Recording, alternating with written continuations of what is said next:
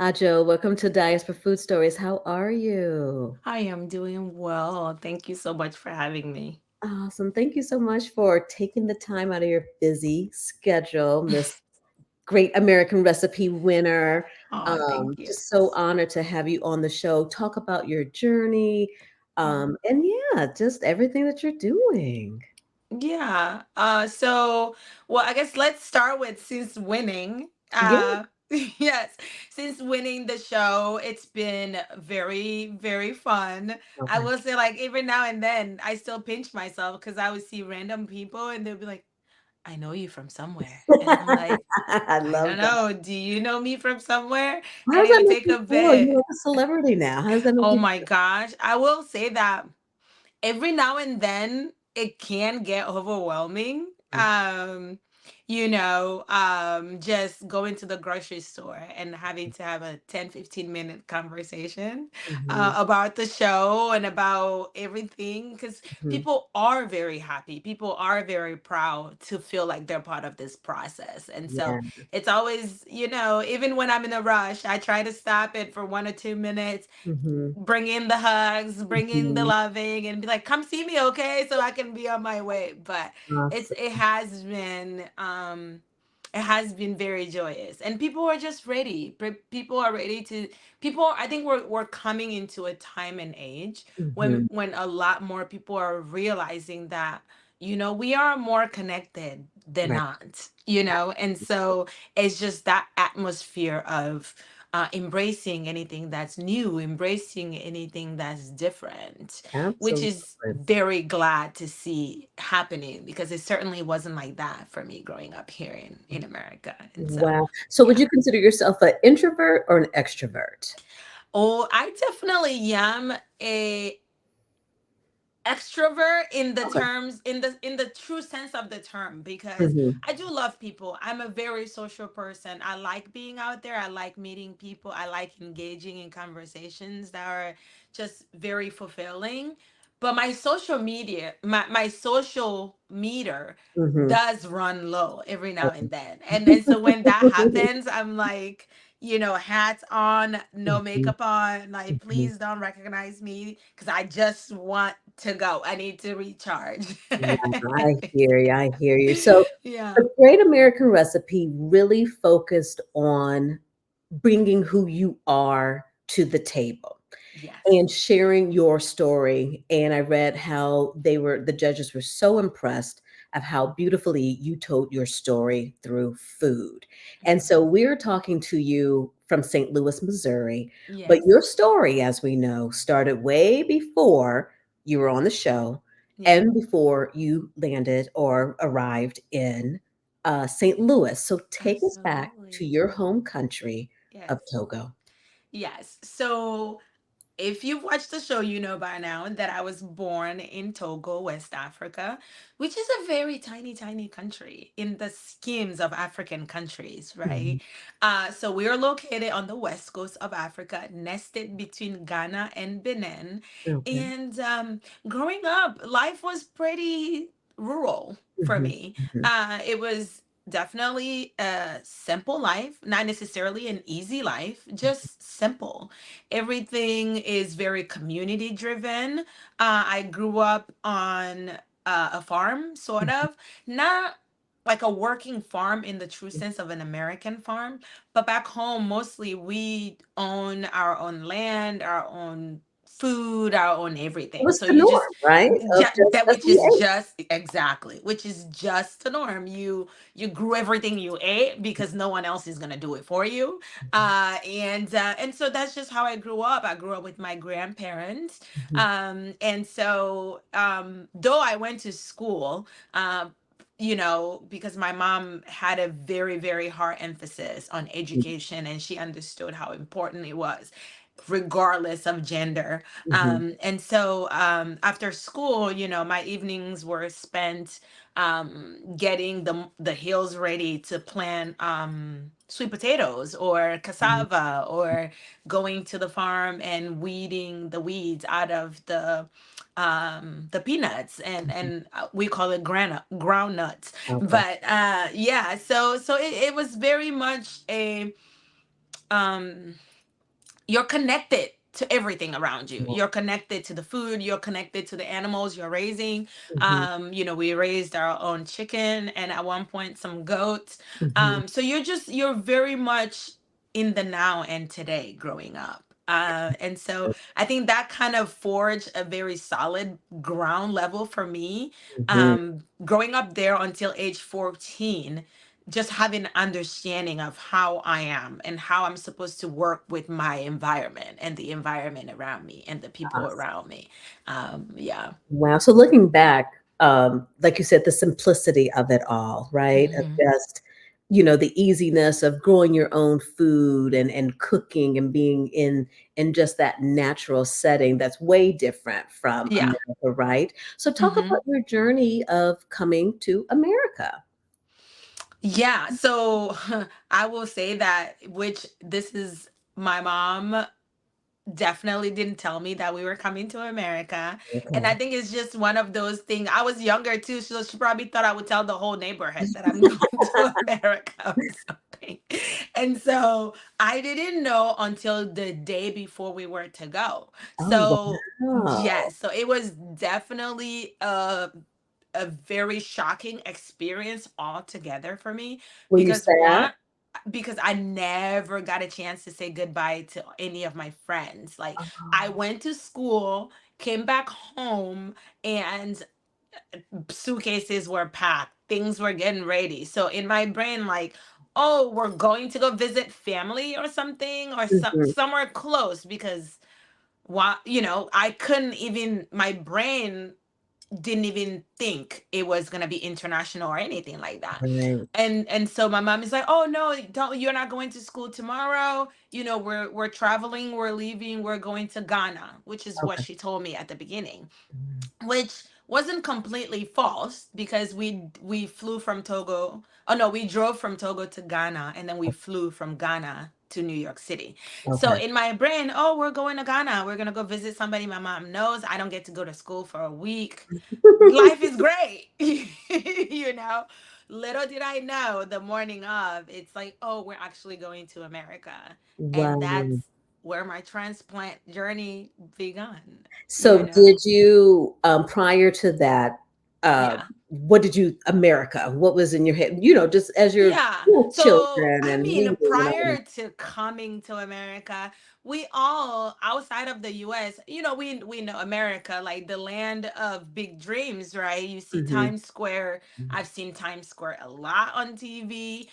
We've seen American movies and things like that. So, just the awareness of this big country on the hill is very prevalent in Mhm. anywhere outside of America, so I'm aware of America as an institution, Mhm. America as a country, Hollywood. Everybody knows Hollywood. Even, Mhm. back home at a young age, we knew I knew like the Destiny's Child at the time. I knew who Jay-Z was. I knew who 50 Cent was. So I was kind of like I have an understanding of Mhm. of what America is Mhm. from proximity of my TV, Right, right? But right. not a real understanding of the day to day of what assimilation is like, of Mhm. what cultures are like, of Okay. what differences exist.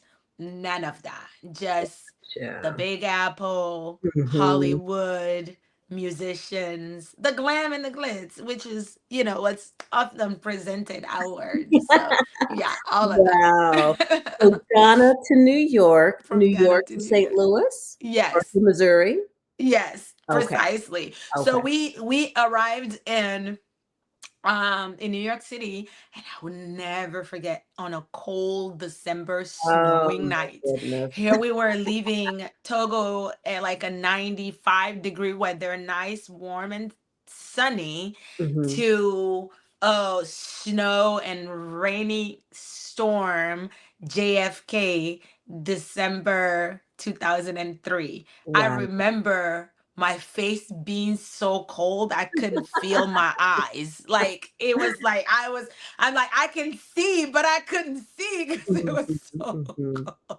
Wow. Because it was so cold, you And know. Missouri is no better. Missouri. And Missouri was no better. So when we arrived in New York City, actually, we lived in New York for about 2 3 months, Okay. 3 months or so. Yeah. Okay. But my mom just didn't like it. She Okay. didn't. It was just such a cultural shock going from a fairly rural. It's like I would, and I can even compare it now. It's kind of like some a kid that's lived in Fairview Heights, Illinois for 14 years, or outside of outskirts of St. Louis, Missouri for 14 years, all of a sudden in New York City. It Hmm. is a shock. It Hmm. is a different set of busy and Hmm. bustling that she just didn't feel like was a space and place to raise her children. Hmm. And she needed the quiet, she needed the settling down, she needed all of that. And Yeah. so that's how we became Midwest bound, I because got mama it. did not like New York City due I to the hear you. hustle and bustle of it. Yeah. Well, I'm a Midwest girl, so I'm from Illinois, so I totally welcome you to the Midwest. So I am a Midwest girl now as well, because every time I go back to New York City, I can't do it. I can't do it. So it's so so much I energy. get Isn't it? it. Yes, It's so absolutely. There is just a different kind of whoo, yeah. No, I'm absolutely good. So I love visiting New York, but wonderful. So as you're settling into Missouri life, Midwestern hmm life, yeah, food and culture continue to come forward, it absolutely. seems. And so how did hmm your parents continue to keep who you are in this new country alive? Yes, that's a good question. So I will say that because I'm African and because African families tend to find our own, Mhm, it became very quickly apparent that in order for us to keep thriving, we needed to form that same community that we had back home. okay, Being mhm, from Togo, I mentioned earlier that we're such a community culture, mhm, meaning like the lady down the street can discipline you, can feed you, can mhm. whatever, because aunties and uncles are everywhere. That's just the kind of culture that we're raised in. And Mhm, so coming here, we just saw out to have the same thing. My mom now owns her own braiding salon, but when she yeah, started, she was doing like help in different braiding shops all across St. mhm, Louis. mhm, And each and every one of those owners and those women became family. Everybody's auntie and everybody's cousins and everybody's uncles. And so like recreating that sense of community and mhm, that sense of belonging mhm, within the African community here in St. Louis. And it mhm, didn't matter whether they were from Senegal or the mhm, Congo or Ghana or Nigeria or all of that. It just became, we were all abroad away from the norm and away from what we knew. And mhm. so that kind of bonded us together. And the food permeates through all of that. Let me tell you, Africans are not anywhere without food. Like, listen, if there's no food, then there should be no meeting. Like Mm. it's as plain as that, because what are we doing here? Like, Right. yes, we're gonna eat and then solve whatever problem it is. Because if we don't eat, then being hungry becomes also a problem. So now we're Mhm. here to solve two problems, right? And Wow. so, I remember following my mom to um a braiding shop on Saturday because she has to work and I'm home from school. And so Mhm, she would say, come along. And at noon, we all the braiders take a break and we all sit around a large pan of chip gin and we're eating, right? Because the shop's owner that day cooked for the whole shop, right? And so, and that is, it's just, food is so embedded mhm. culturally in our identity Right, that it is, I mean, now the term is love language, right. but that is our fellowship. That's how we let each other know you're seen. I see you. I'm making sure you're fed. I'm making sure that you have nourishment because I see you. I value you. I value your Mhm, presence with me. You are my community and you are my friend. And so even in coming here and finding that just kind of kept me in my culture in that sense. Nice. It doesn't mean that there aren't other aspects that strip that from me. It happened throughout my entire life, going away to college, all of these things. But there's always that grounding of once I'm home, once I'm within community, food Right. will always lead the way. And so Wonderful. I try to So lead with that. Yeah. when did you really start tinkering in the kitchen and really getting in there and cooking? Was that at Togo? Were you doing that back in Togo, or you picked it up more in when you were in Missouri, or you really started playing around in Missouri? So I will say, like, in terms of cooking to feed people in that Mhm. sense, probably started way for me once I became an adult, right? Okay. So back home in Togo, I cooked because listen, we're a culture of if you're a woman, it's taboo not to know how to cook, Okay. you know? I would say that like it's kind of one of those things that is so culturally embedded in us that is Mhm. just from a young age, as long as you can sit by a stove, you're learning how to cook. So I can remember as early as 7 and 8 years old, sitting next to my grandma, handing her salt, handing her maggi, handing her peppers, making sure I'm picking the herbs that are going in there because it's just part of the process. It's Mhm. not anything like, oh, you must learn how to cook. It's just a we cook together. Right. That's just the community we have. Everybody gives their part into it. Women anyway, right? So Mhm. it is nothing to see my grandma here picking greens, my mom over there cutting onions, my auntie like getting the peppers. It's we're all gonna eat it together, so we're all gonna do it together kind of ambiance. And so when you're so into that day after day, month after month, year after year, by the time I came here, I could cook. I knew how to cook. My mom Mhm. could say, "Oh, go make this for Mhm. dinner," and I would make it. But it was more so just feeding myself, feeding my mom, cooking for the household, and Gotcha. any other Togolese people, African people that would come by, because people do come by the house Right. and eat. Vice versa, we go to other people's house and eat because that's the community we are. um and so Okay. I've always known how to cook. I Wonderful. wouldn't say that I started really feeding my friends and Mhm. feeding people until after college when I moved back to St. Louis. Okay, Yeah. so let's talk a little bit about that Mhm. because scientist. Yes. And so where did you go to school, if you don't mind me asking? No, I don't at all. It's so I started at Lincoln College in Okay. Lincoln, Illinois. Okay. Did 2 years there and then transferred to Old Dominion University in Norfolk, Virginia, which is where I got my biology degree. And Gotcha. then came back to Missouri after Mhm. that because I sort of missed my mom, to be Okay. honest. And what was the goal? What was And the career goal when you were going to school? What did you so want to be when you grew up? initially when I started college, I medicine was the goal. Okay. I knew I wanted to be a doctor because I mean, that's kind of like one of the five career choices as an Mhm. immigrant really. It's like doctor, lawyer, science and Mhm. everything else you're just a failure. Mhm. So, it's medicine was it for me and Okay. so I went to ODU as pre-med. Changed my junior, well, changed in my senior year to biology because as a pre-med degree, when you're done, if you don't get into medical school, you just have an unfinished degree. But Okay. as a biology degree, you still has all the prereqs to go to medical school if you wanted to.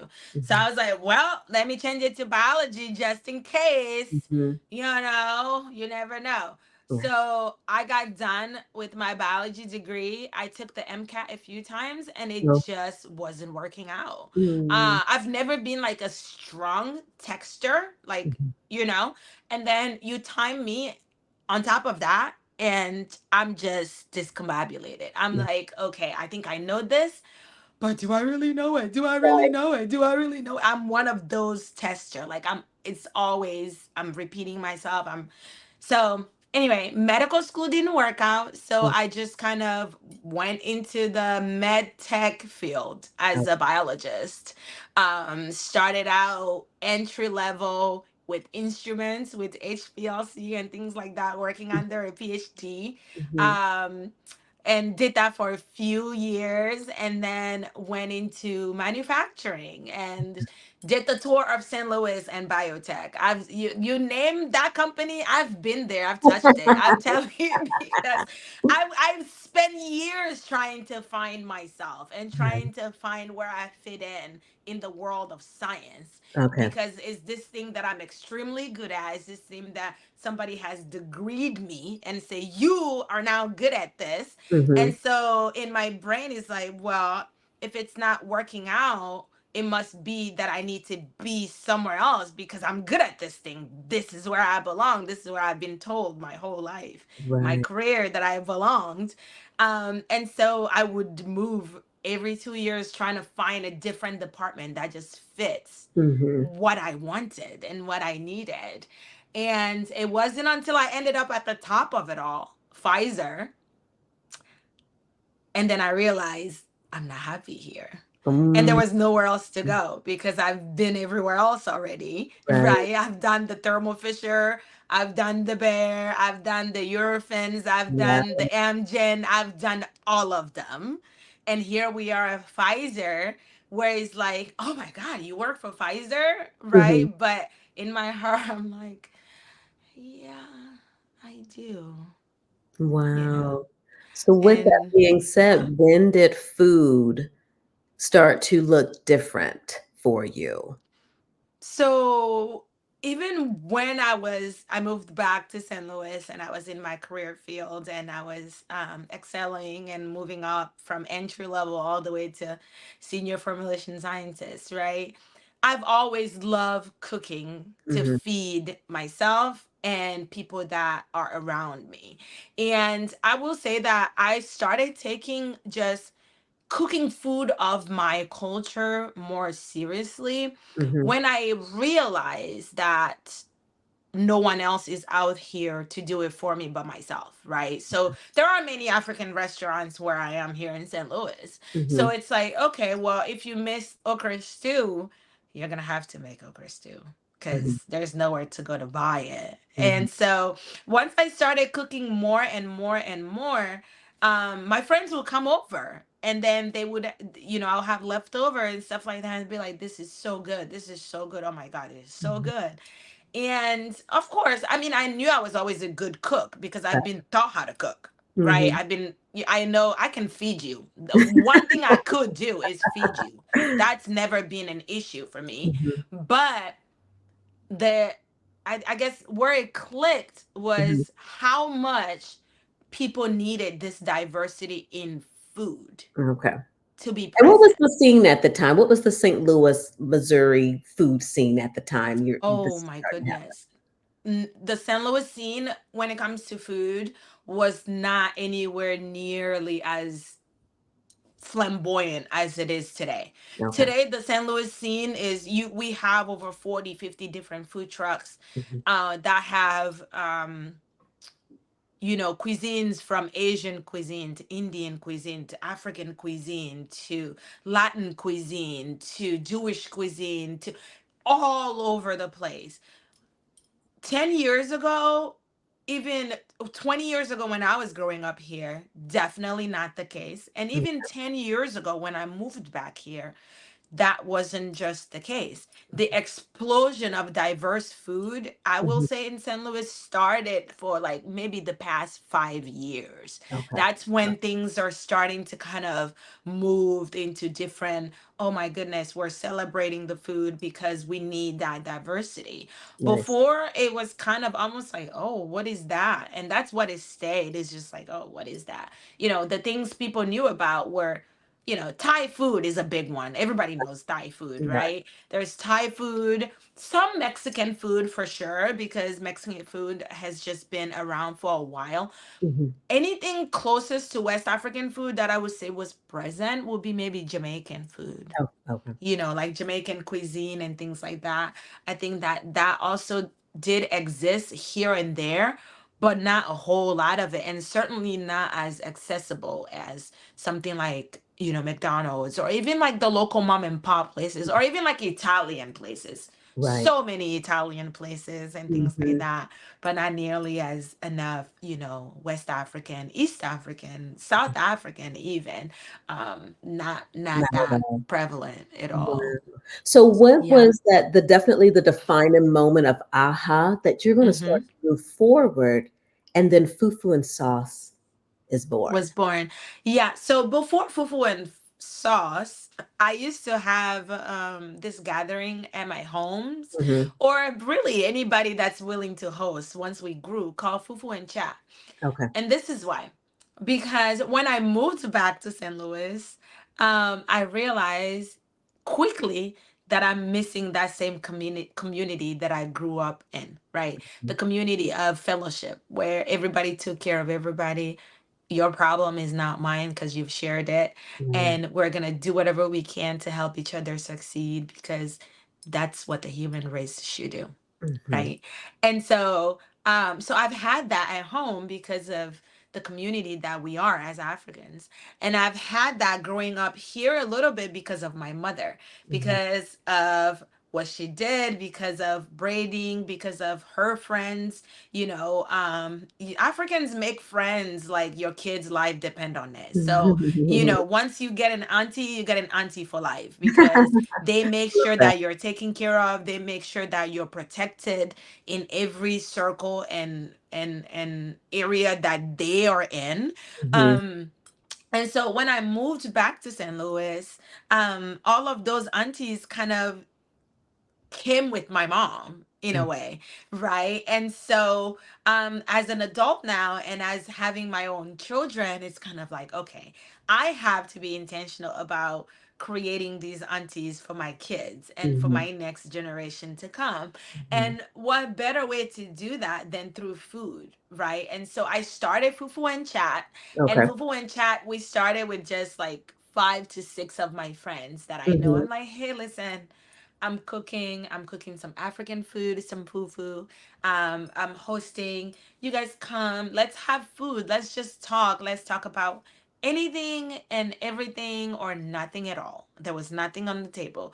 But the one thing that I ask is that you're going to come here with your heart open. You're going Mhm. to come here with intention to meet some good people. And we're going to be open, and we're going to be vulnerable, and we're going to talk to each other. Whatever you're willing to share, we're going to share. And Right. in the same light, we're going to keep a safe space for each other to be able to chat about things and not feel ridicule, and not feel like, we're oversharing because other people don't want to hear it. I want this to be a true sense of community. And so that's how we started Fufu and Chat back in Nice. 2019. And it Nice. just grew from there. Like every month, it's a once a month thing. It's always on a Friday. Mhm. And I will always cook the dish. Is There's always fufu with something else, Okay. because it's gonna be fufu. Mhm. And we grew from 5 to 6 people to 100 plus people, and we Nice. grew to the point where, like, I couldn't host that many people. So then what we started doing is cycling through the list. So if you came in January, that means you're not coming back till like December sometime, because Mhm. everybody else has to make it through the list. And we're doing 20 people at the time. And Fufu and Chat just grew and grew and grew, because it was an opportunity for me to meet different people from the community. And Mhm. then it got to the point where we would get requests. Oh, I heard you do this thing called Fufu and Chat. Can I be invited? And so then I just opened it up. I'll invite one person, and I say, bring a friend. Bring somebody that you think will benefit from this experience. Nice. Bring somebody that you know needs connection to the culture, and bring somebody that you think will benefit. My only prerequisite is you have to be Black. I don't care what kind of Black. I don't care. You don't have to be African, Yeah. but you have to have Blackness in you somewhere, because I'm very intentional about my effort connecting the diaspora, Right. because I understand what that is like when we come together and do Mhm. something with a unique, like a uniform idea of supporting us, doing it for us, making sure we're thriving and making sure we're helping one another. And it's not from a position of excluding other Right. races, No, it's absolutely just not. from a position of we need the attention and we need the help. And as long as I have the effort to do Mm-hmm. it, yes, that's who I want to do it for. I want to do it for my friends, for my people, for people that look like me, because nobody did it for me Right. when I But was then needing the it. things then obviously evolved from there, Yes. from 2019 to Yes, to 2022. 2022, because my friend Tamika, bless her heart, goes, well, girl, listen, this food, we got to take it to the masses. I don't know how we're going to do it.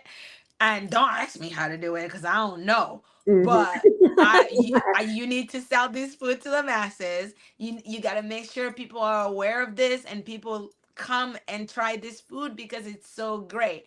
And so my first response to her was, well, I don't, how do you even start? Eh, I Right. I don't know. And she Mhm. looked me dead in the eye and she said, I don't know. That's for you to come find out and go figure it out. But I'm telling you what I know Right. is that people need to eat this food and Wow. you have to find a way to get it to them. That's all. And she, in true Tamika sense, she walked away. She was done talking. Wow. And So what were so, your next steps? yes, no, my friends are those people that would, they will help. Listen, they, any idea that comes to mind that they think you'll be good at or is good for you, they will say what they have to say. Like, let me plant a seed real quick. I'm just letting you know. This is what I see. This is the life I'm gonna speak into Mm, you.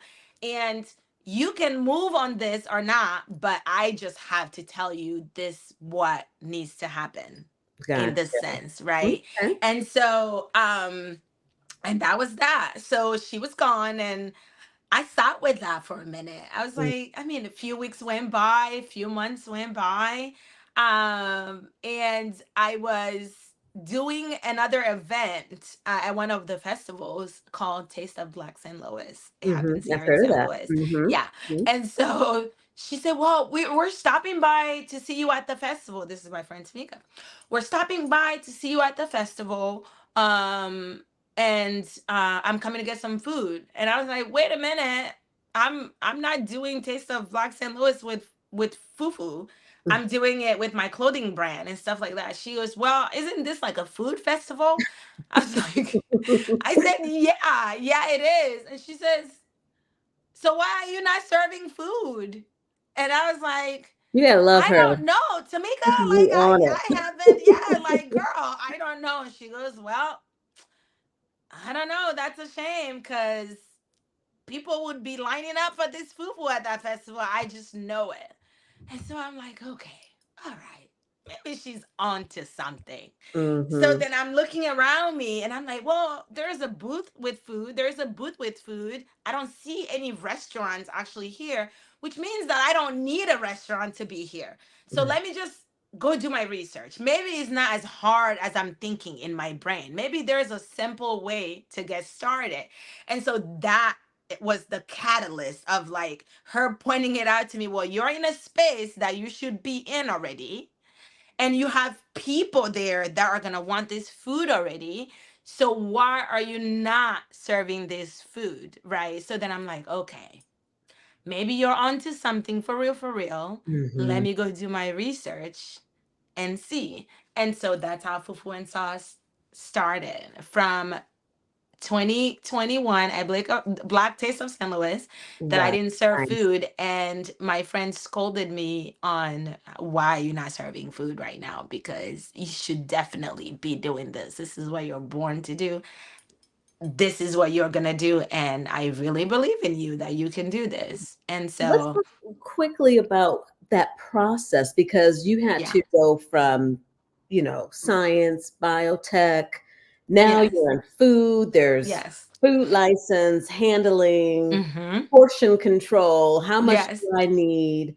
Yes. How was it trial and error? Was it, I know there were some lessons learned.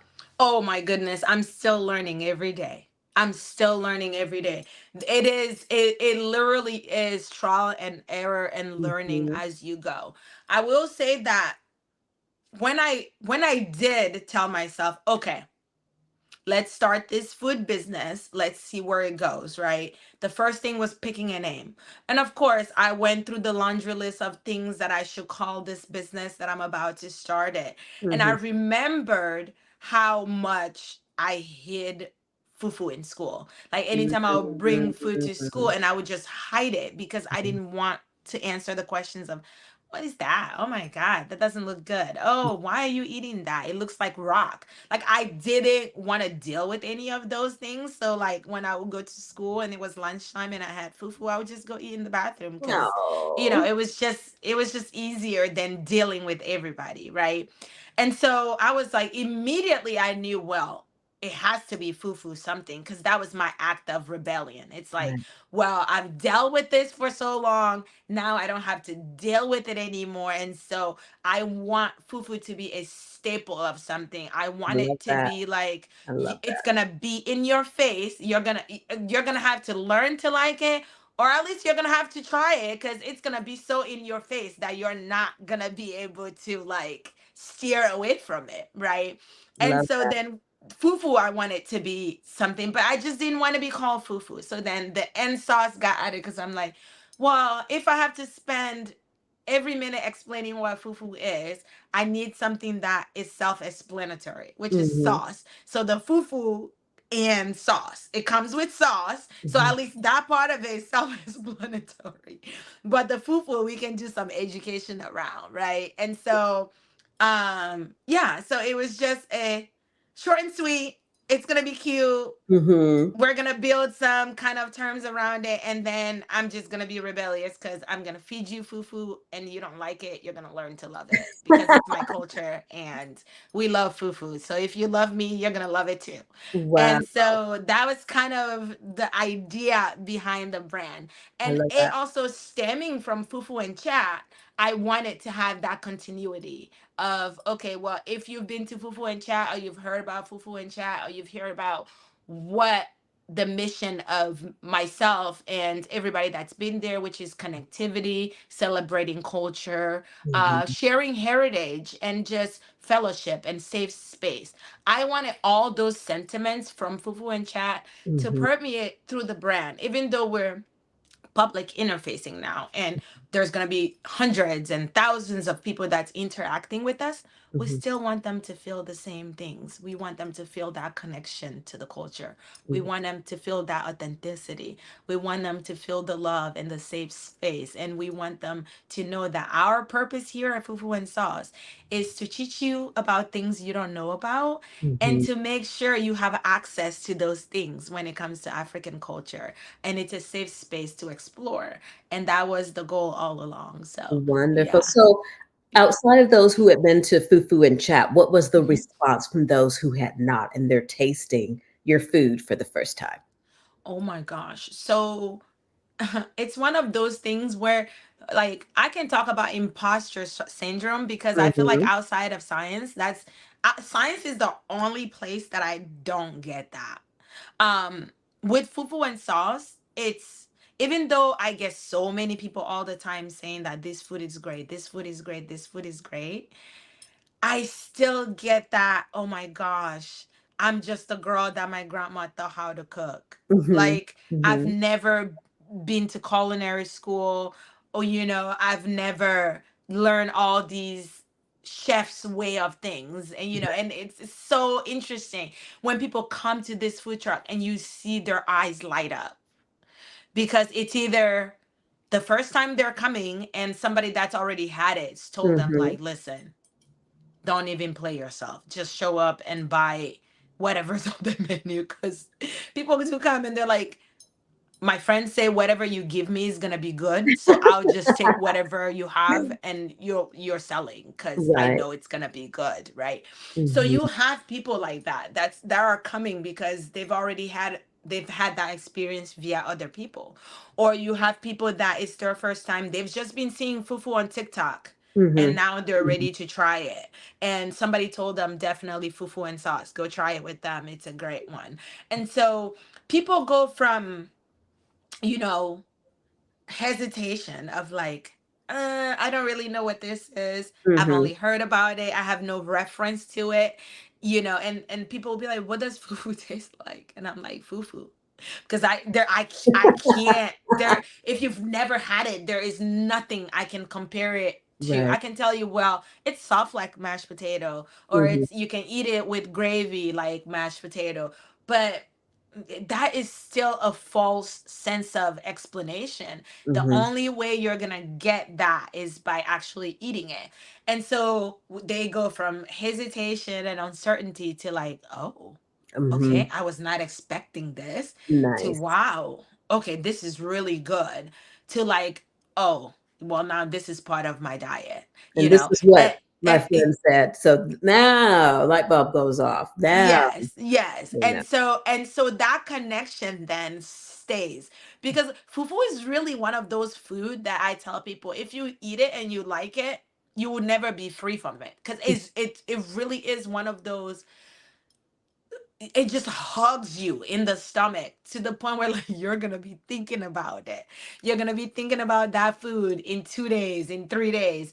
And surely enough, they come back. They will I mean, we have Fufu and Sauce has fans. When I say like people that track down that food truck from Nice. festival to festival to festival, and you start to notice, you're like, wait, didn't I see you last weekend at Grove Fest? And did, and I'm back because I need that egusi, or because I need that oxtail. And Mhm. I think a lot of people start to make that connection to their grandmother's kitchen, their grandmother's cooking from growing up. Egusi is very similar to greens in Right. the sense of it is a base of greens, and things are added to it, right? You can add ham or bacon or whatever your preference is. And egusi is Mhm. the same thing. It's a base of spinach.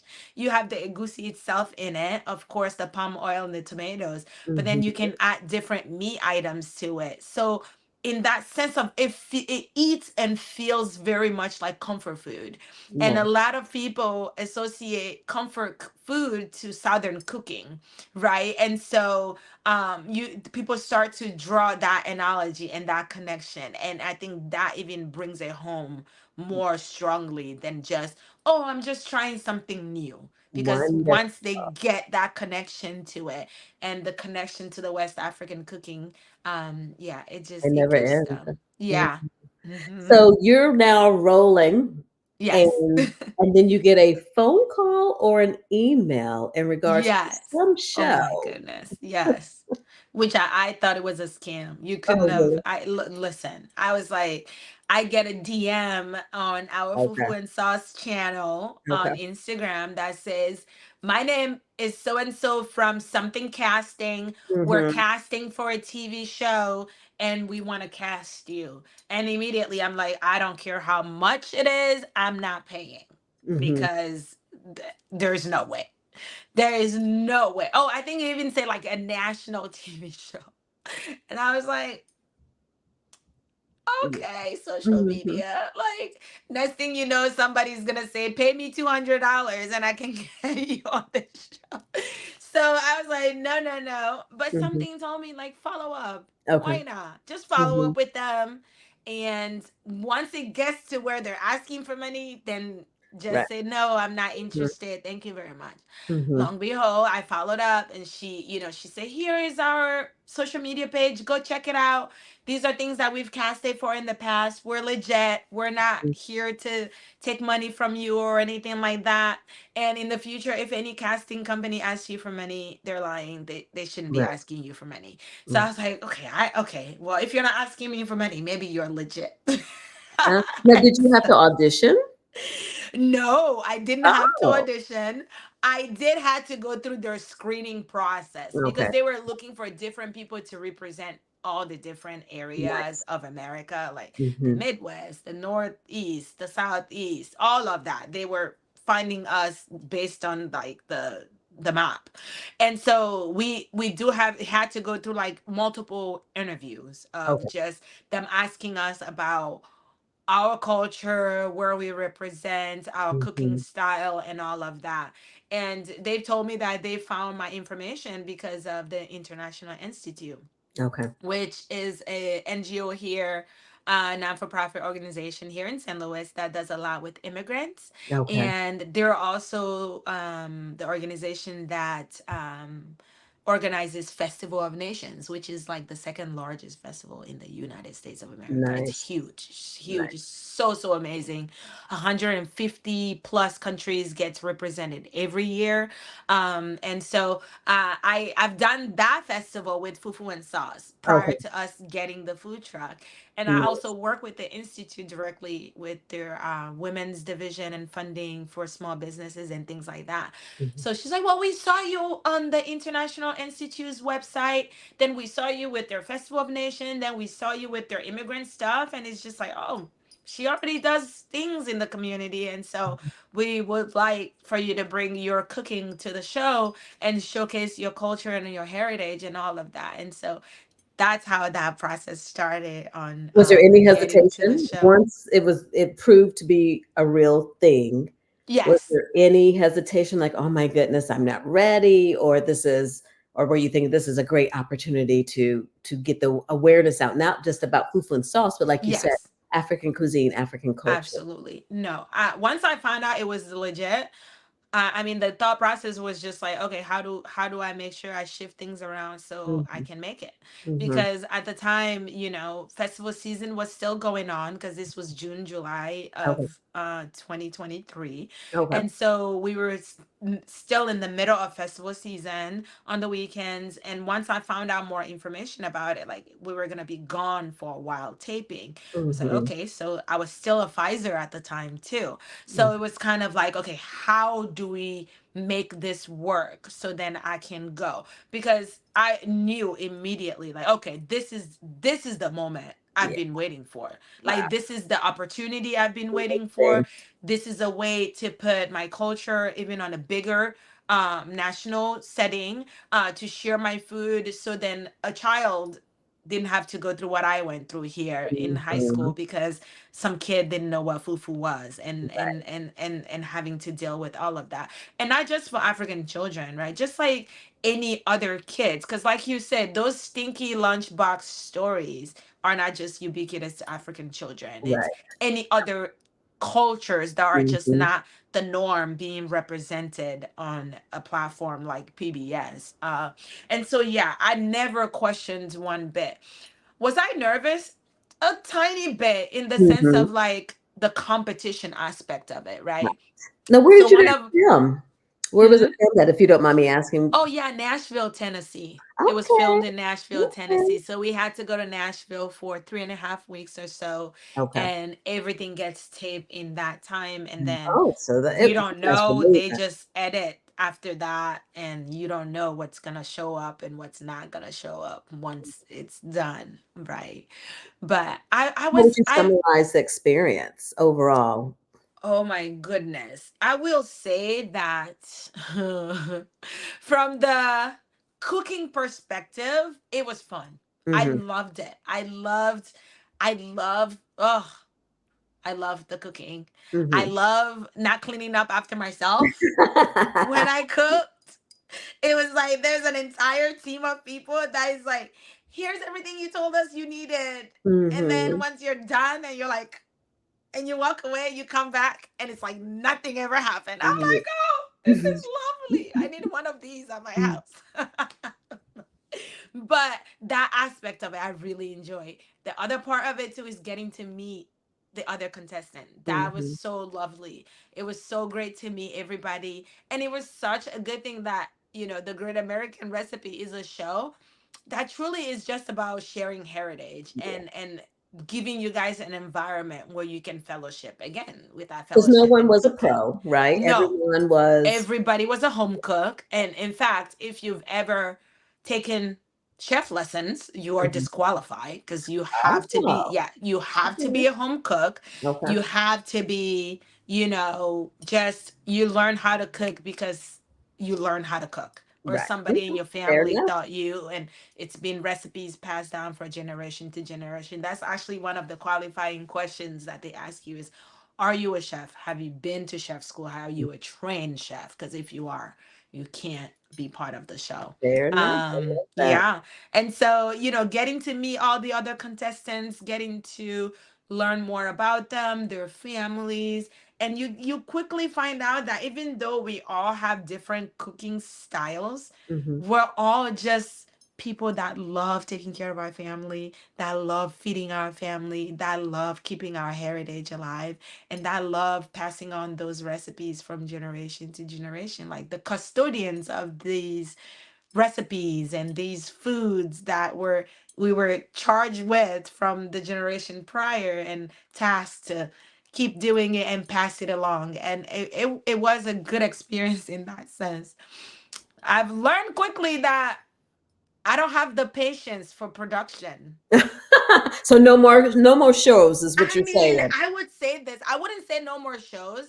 I'm definitely interested in like a cooking show that would kind of highlight specific to like, oh, this is my show and I'm sharing with you like this food, and this is why we're making this food, and this is Right. how this food ties into my culture and Mhm. other cultures, and kind of like a journey across food, across the world, or even like a fufu and chat setting where But like just we're you. Again, cooking. it's Just just me. you. Yeah, we're cooking and Production, we're you had having all conversation. everybody to court. Mm-mm, not the competition setting, not the, yeah, that part of it was a lot for me in the Okay. sense of like the hurry up and wait.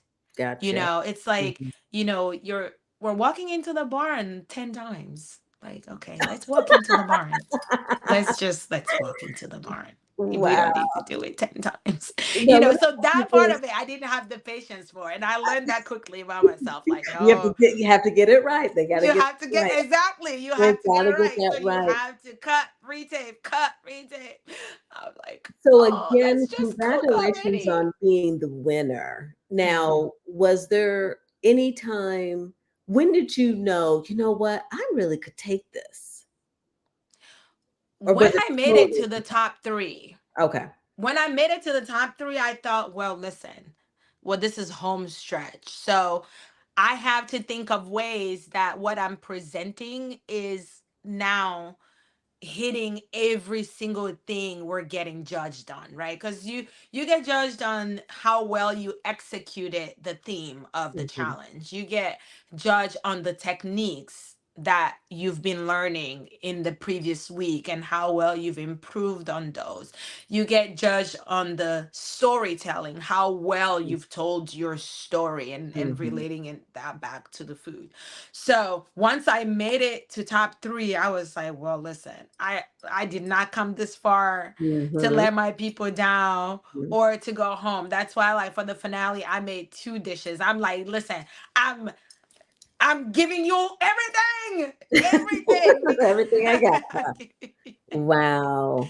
I'm giving you everything because my people deserve this. My people deserve this highlight because this opportunity doesn't come for people like me every Mhm. day. It doesn't. Not in the history of me watching cooking shows have I seen any West African person showcasing any West African cuisine. And I've been in this country for 23 years. So I know that the stakes were high. Right. And I knew that I had to represent authentically and truthfully as I could because I don't want anybody else to have the chance to tell my story but Mhm. me. And Mhm. so a lot was at stake after making it to the top three. I will say before making it to the top three, I knew I had a chance. I was Mhm. like, well, listen, this is my food. This is food that I've been cooking ever since I can remember. So the flavor will always be there. Right. That's not something we need to really worry about. Mhm. What we do need to worry about is improving on those techniques that we're learning from the judges and making sure that we keep a listening ear Right. week to week to week. And if you watch the show, I feel like I've had the most roller coaster out of every day, everybody. Like I've won so many, I fell so many. It's Right. like there is no in between. Nice, there is no nice. there is no in between for me. It's like, oh Ajo, this is great. And it's like, oh Ajo, the lamb still has fat on it. I'm like, oh Lord have N mercy. n So because of that, I couldn't tell. I couldn't tell if like, you know, I'm gonna make it. Yeah. But I knew I had a good chance because Right. I knew I was giving good food and I was giving great flavors in that And one sense. thing I love what you said because it's important for representation. I know I always, when I mention Eric Ejapong, Hmm. Ghanaian, when he was Yes. on Top Chef, and I think that for me was the first time a trained chef Hmm. said, you know what, I'm serving you West African food. Hmm. And so I really love that. And two, we were talking about this before we jumped on, that there's the need for diverse judges because Yeah. before you're trying to measure different cuisines, whether it's West African, Caribbean, whatever the case may be, against French cuisine, French you simply cooking. cannot do that. And Yeah. so now you really need to have a broad range of chefs who appreciate different cultures, textures, Hmm. spices, and all of that. And Yes. so I love, Tiffany Derry is one of our favorites. You had her Yes. on there, and just the diversity of the judges that I Hmm. really, it makes me feel comfortable that you know what, you're going to Yeah. have some people that truly know how to um, taste and appreciate Absolutely. culture. Absolutely. And Tiffany Derry, by the way, great poker face, that one. Mhm, But like, you're in front of her and you're like, oh, she hits it. Oh, she hits it. Oh, mhm, she hits it. mhm. Whole time she loves it because she's just very, Yeah, she ain't gonna tell you. She's not gonna tell she you. does not give anything away with her with her face at all. But even on the show, one thing that didn't make it to the show, but I remember it like it was yesterday because it was such a like, oh my god moment for me is Mhm. um for my recipe DNA, I made okra stew, and Okay. okra stew is such a staple in West African cuisine, but specifically Togolese cuisine. Like Mhm, Togolese okra stew is pretty, it's like wow, our mhm, recipe DNA. And mhm, here I was on the show, I saw that title of the challenge and I was like, man, I'm gonna have to make okra. I'm mhm, gonna have to make okra because I won't let myself live it down. And I feel like if I was not on this show and I see a Togolese person on this show and the challenge is recipe DNA and they don't make okra stew, I mhm. would judge them for holidays to come because how can you play it that safe? You know what I'm Mhm. saying? Because Right. okra, the way we make it is not the American way at all. We don't remove the slime. If Okay. anything, we slime it more. Anything Okay. that will make it more slimy and pooly. And because of that, it is immediately yes or immediately no. Like Okay. there is no in between to the taster. Like they Mhm, either put it in their mouth and they vomit it right away because it just mhm, hits that gag reflex because it's so slimy, mhm. or you love it, right? And so that was a 50-50 chance. And Right. this Right. was the one of the dishes that's going to determine whether I'm going into the finale or not, and as I sat with myself for that, you know Mhm. trying to figure it out, do should I win this thing the safe way or should I Right. put it all out there and represent my country as Yep.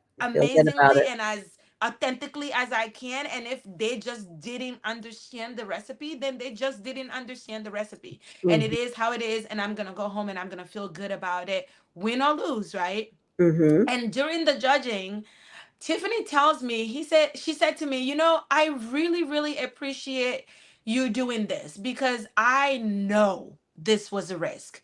And I mhm. know this was a risk that was not easily decided upon because in your process and in your journey, you've already like introduced things that none of none of the judges have had. Right. And it is such a risk. But what stood out to me even more after she mentioned that was, you have drawn me the connection between the okra that I ate from my grandmother kitchen growing up and this dish that's on this table for me, because I can, looking at your dish, I can perfectly understand where my grandmother's okra comes from, Mm, and that direct connection to it, because she will make it slimy, and it's just one of those stews that you threw a medley of proteins that you had left over in. And truly, that's what okra is. Okra is, people, you go to the fit, like the ocean today, or you go to the farm, or you go to the lake, and you, maybe all you found was small crayfish today, maybe all you found was some shrimp today. You bring that back, you add it to the smoked fish and the things that you have, or any other leftover protein that's left, and a medley of it with blue crabs. I didn't put blue crabs in mine, but she said, oh, my grandma would put blue crab in hers. I said, we but, do that it's a lot too. of risks, though, because the Yes. show is supposed to be about who you are, Yeah. and so therefore, I would be as a judge, and I knew okra was such a representative of your culture, I would have been Yeah. like, "Adjo, where's the okra?" You know what I mean? Seriously. To Yes. me, that would have been Yes. something to disqualify you in a sense because you're coming on a show where you're supposed to be showing who you are Who and you your are. recipe DNA, and Hmm. you didn't do it. Yeah. Yeah, and So that is the turmoil that I was having in my brain, mhm, because before I left St. Louis for Nashville, I said to myself, I've always been authentically African, mhm, authentically myself in everything that I do. It doesn't necessarily go with the grain, but I've never been one to go with the grain right, anyway. And so, I told myself, hey, we're going to go there, we're going to do it proudly, and mhm, it doesn't matter, whether they like it or not like it, as long as I feel like I'm representing Togo, and any Togolese person that's gonna watch this show on TV will be like, woo, she done us well. mhm, That's what I was going for. wow, And so I'm just 10 times happier that she was like, listen, you drew a connection for me, something that I that's didn't, powerful. I was able to recognize from my lineage into how your food cuts into my southern cooking and all of that. And so I was like, That's okay, a beautiful connection. yeah. That was a Yeah, beautiful connection. I came here to do what I was supposed to do, Yep, and from what you're telling me, I've done it. And so it and just so made that means me, don't veer away. Stay true to yes. who you are. Don't Yes. even for a minute think about it. Yes. And So all of that experience was, I tell you, so validating, so healing, mhm, very, very, very healing, because it's kind of like, okay, food that I was ridiculed and shamed of is now being eaten by world renowned judges. there you And they actually love it, and it's just kind of like, oh, somebody pinch me. wow. So Somebody it is pinch the me. finale, and Yes. you hear your name called. Oh my goodness. Let me tell you, I've never told anybody this, but that's because I was there. I know this. Mhm. What you see is take number three, because I couldn't stop crying. And if you notice, you will see how red my eyes are if you go Oh, back to watch it. wow. Because my first reaction was wailing. I Wow. literally was wailing. It was just screams and tears and release, Wow. and just it was just all you could hear a pin drop other than my voice crying and Wow. screaming, because it was just like, oh my God, oh my God, I'm hearing what I think I'm hearing, but Mhm. oh my God, because you wish and you hope, but Yeah, all of those to people hear yeah. that were there are such talented cook in their field of what they cook, Mhm. from amazing kukutsa from Marcella to John and his Mexican heritage, and Mhm. like, making sauce from scratch with over 20 different ingredients within an hour. These are all phenomenal cooks that have spent years, years feeding Mhm. their family and cooking for their loved ones and stuff like Congratulations. that. So to be able to be amongst those people and to be declared a winner, It was definitely amazing. And I cried take one, and then I Mhm. cried take two. I still cried take three. But you got But through it. take three was decent enough You got through it. You got through it. to share. And Wow. so, yeah. So No, it how did was that, coming back to amazing. St. Louis, what Yeah. did anything change for you in terms of, you know what, now you want this even more? It really, if there's any doubts before of how much I want to, flip careers and flip industries, this really said, you know what, I'm on This the is right track. it. I'm going to do Yeah. No, after coming back to St. Louis, I definitely knew, okay, this is the way forward. that. Okay. This is definitely the way forward for me because I loved how I felt, even Mm. though nobody had seen it yet. Just that experience of being there and being authentically You couldn't myself tell anybody. You and couldn't tell shit. anybody Yeah, customary no, could stuff, not tell obviously. anybody about it. Did Hmm. not tell anybody about it. Hmm. Um, other than my ex-husband, he knew Right, right. because he Mhm. I came back and he was like, so like, did you do what you went to go do? And so I told him that yes, I went and I won Mhm. actually. And Mhm. so he was very excited and very happy. Said, I didn't doubt you any second. And that, it's just it was great. And then from Mhm. that moment on, I knew, well, if not anything, I love Mhm. the feeling of sharing my culture.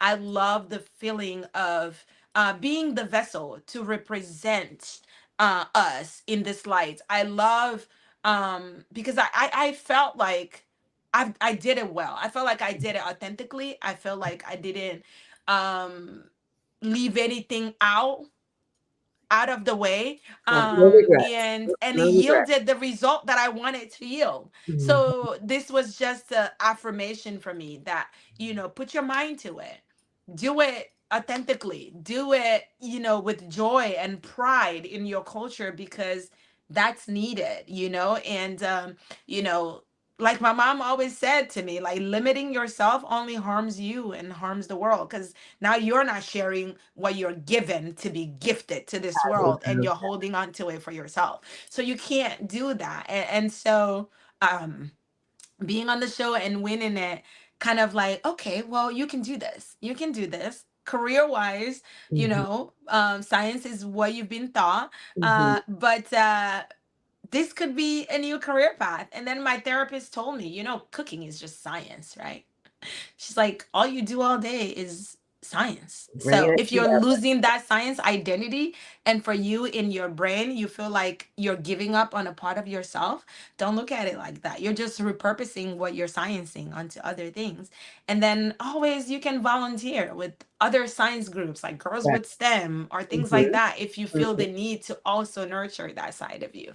And so once those things clicked for me and I was able to reconcile like what I've always been to what I need to become, and it was one leading into the other, not necessarily breaking up with one in order to now friendship with the other. I think Mhm. that just made it so much easier to be like, okay, this is not necessarily an identity shift, it's just a Right. continuation of what I've been Absolutely. We're taught for so we're many allowed years. to evolve Yeah. as Yeah. humans, as who we are. I mean, I mean, I think you have to. I think it's a necessary thing that you have to evolve. Yeah. So, I and agree. all the gifts just they come together. They So do. along They the way. really do. Wow. Well, as we get ready to wrap up, I know looking at expansion to one day a brick and mortar. So that is the Yes. vision for the future. Oh my God, I'm definitely working on it as we speak. Hmm. We are looking for storefront locations here in St. Louis,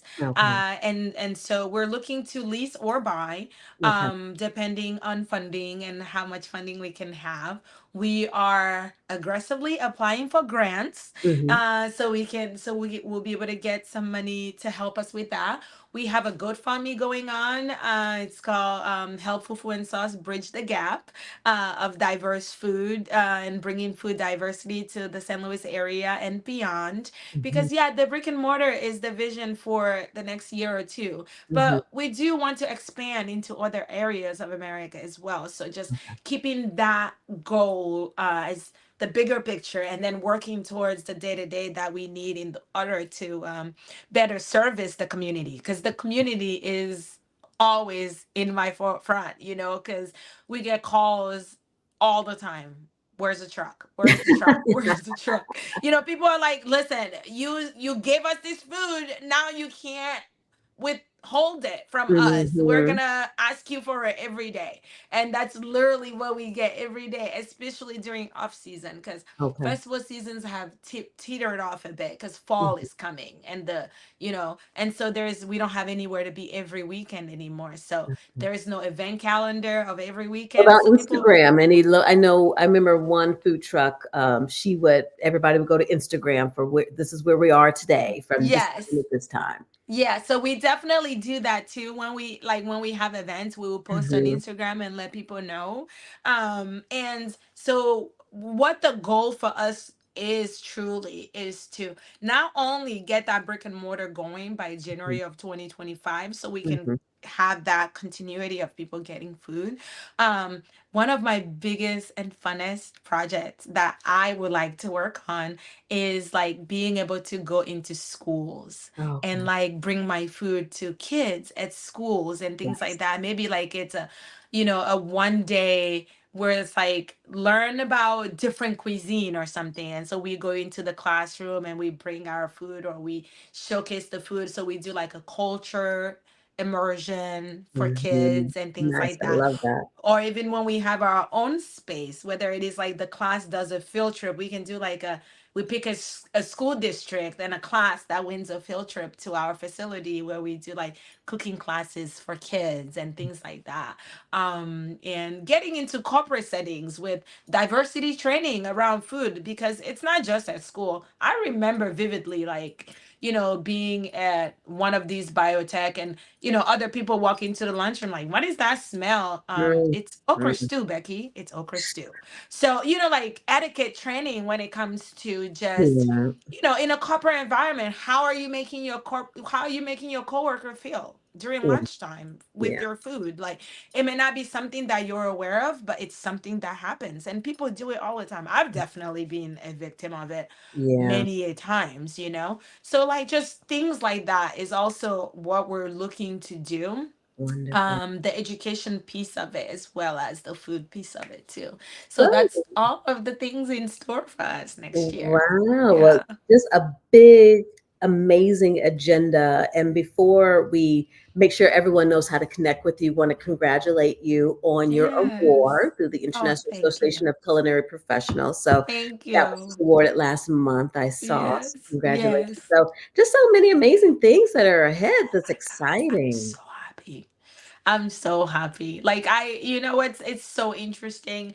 You hear that when you love what you're doing, it does not feel like a job. Absolutely. Yeah. I mean, and not to say that it is not without its challenges, because I quit every month and then I meet somebody that's like, your food is so amazing.